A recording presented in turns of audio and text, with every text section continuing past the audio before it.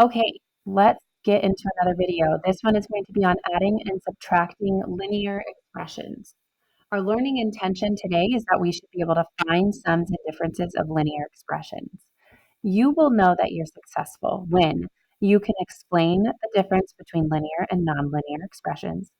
You'll be able to find opposites of terms that include variable, and you'll be able to apply properties of operations to add and subtract linear expressions.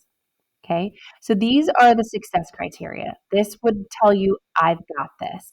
So when we finish this lesson, I want you to be referencing back to these. If there's something here that doesn't make sense, that's a good time to talk to me. Bring it up in the recap when we do the recap for the video. Whatever works best for you, but make sure you're advocating for your own learning. So if you don't understand, then you need to say something. Okay?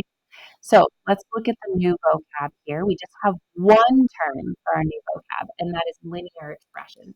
So a linear expression is an algebraic expression. And remember, we learned already what an algebraic expression is. It is an expression that includes a variable, which is a symbol, right? So an algebraic expression in which the exponent of the variable is 1. So looking here at these examples, these are linear expressions, and how I know is because these variables do not have any exponents higher than 1. So in these images, there are no exponents shown, but remember, if you don't see one, then it has an invisible 1 sitting there. Okay, so these are linear expressions because in the entire expression, none of these variables go higher than 1. Below here are nonlinear expressions. So you'll see this x is to the second power. We have an x here that's to the third power. We do have an x here that's to 1, but because this entire expression doesn't have variables that are only to 1, then this is considered nonlinear. And then this x is to the fifth power.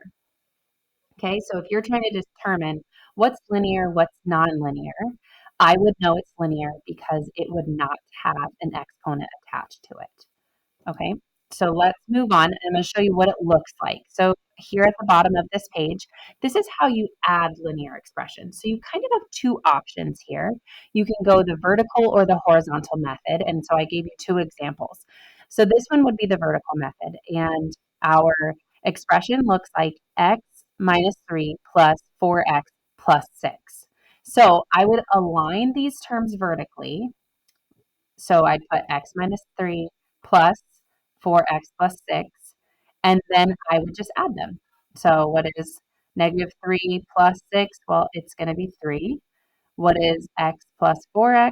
Remember, this has a coefficient of 1. So if we don't see any number in front of the variable, that would be the coefficient, and it would automatically be 1. So what is 1 plus 4? 5. So our answer would be 5x plus 3. I also can do it the horizontal method. So you're going to use properties of operations to group like terms and simplify. So here I had negative 5y plus 2 plus 13y minus 7. So I'm going to just rewrite it here. And then I'm going to rewrite the sum without the parentheses. Then I'm going to use the communicative property. What does that mean? I'm going to move like terms. Okay, I need to find my like terms. So I know negative 5y plus 13y are like terms, plus 2 minus 7. These are also like terms. And then I am grouping them together, and then I'm going to combine them. So what is negative 5y plus 13y? Well, these are the different sign rules. So I'm going to have to take 13 minus 5, which is 8, and then take the sign from the larger number. The larger number is 13, making that a positive 8y.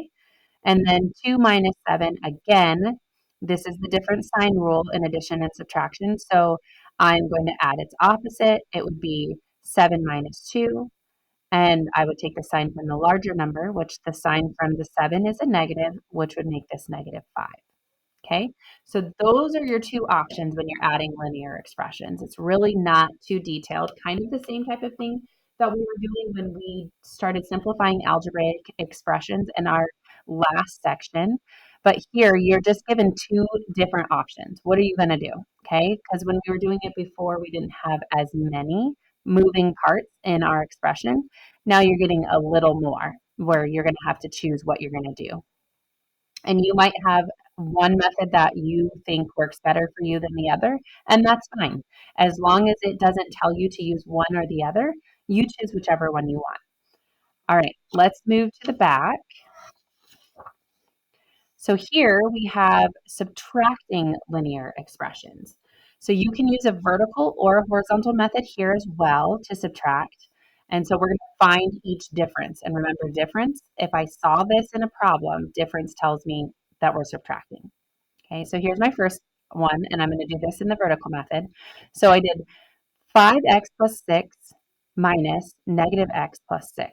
So I'm going to align like terms vertically and then subtract them. Okay, so here's what I did. I had 5x plus 6 minus negative x plus 6.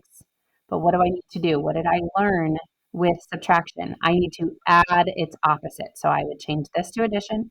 This is going to become addition. This is going to become subtraction because I'm adding the opposite of whatever this term is. So that's what this says here. So we add the opposite, which changes it to 5x plus 6 plus x minus 6. And now I can solve. What is 6 plus negative 6? Well, that's going to be a zero pair, right? So this is going to become 0.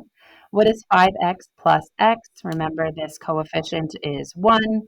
So 5 plus 1 is going to be 6x, and that's it. That's the only answer. We got rid of the 6's on this end.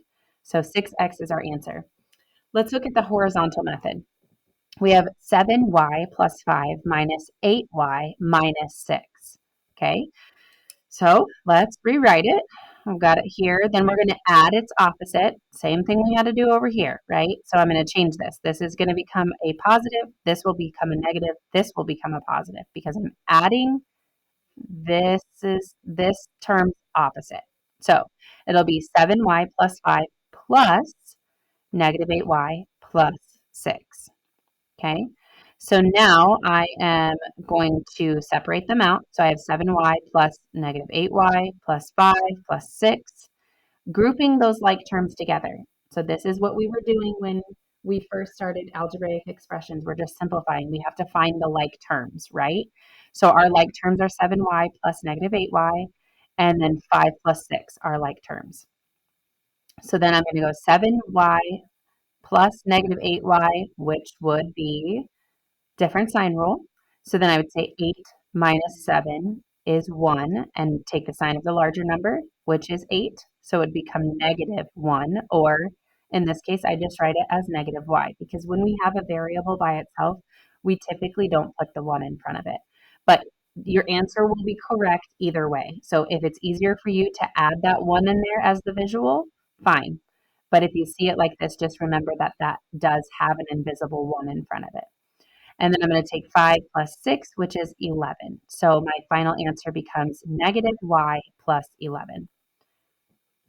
All right, so you are going to try to do a couple of these on your own. So you are going to use the method, any method that you want to find the sum of the following. So you can do this one and this one. Choose. Are you going to use the vertical method? Are you going to use the horizontal method? Which way works better for you? I will tell you personally, I am more of a fan of the vertical method. I feel like it looks a lot cleaner and it's easier for me to follow along. But you might like the horizontal method and that's fine. Okay. And at the bottom, you're going to do the same. You're going to find the difference. Find the sum tells us we're adding. Find the difference tells us we're subtracting. Okay. I need you to finish all 4 of these and then we can check our work together as a class. Make sure that you bring any questions that you have to the recap section so that we can talk to each other as a class about what is confusing. All right, I hope this helps you understand how to add and subtract linear expressions, and I'll